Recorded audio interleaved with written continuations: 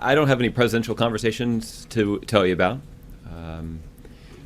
I can confirm that U.S. officials, including senior officials of the National Security Council, have been in touch with their Chinese counterparts to reiterate our country's continued commitment to a one China policy.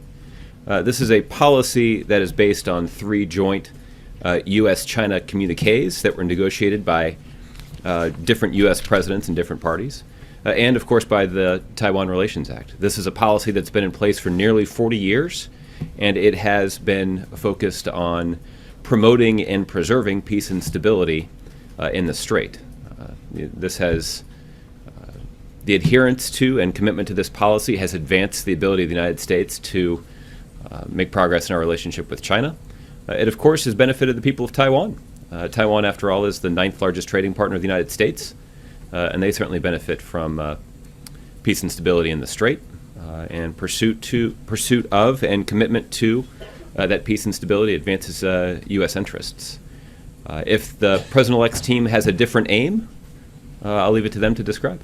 I think it's hard to determine exactly what the aim was of the President-elect. I know both the Vice President-elect and his campaign manager were, when asked about this over the weekend, indicated that these were courtesy calls, or that this was a courtesy call, and the president-elect was merely returning that call. The Washington Post today tells a different story, with some Trump aides indicating that this was a long-planned call, and that this is part of a broader strategic effort. It's unclear exactly what the strategic effort is, what the aim of the strategic effort is, and it's unclear exactly what potential benefit could be experienced by the United States, China, or Taiwan. But I'll leave that to them to explain. My understanding is that the facts are that these communiques were negotiated, one in 1972 by President Nixon, one in 1979 by President Carter, and one in 1982 by President Reagan. And those joint communiques have guided our approach to this region of the world.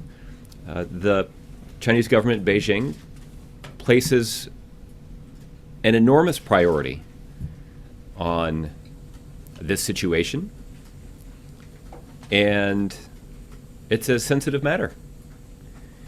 And some of the progress that we have made in our relationship with China could be undermined by this issue flaring up.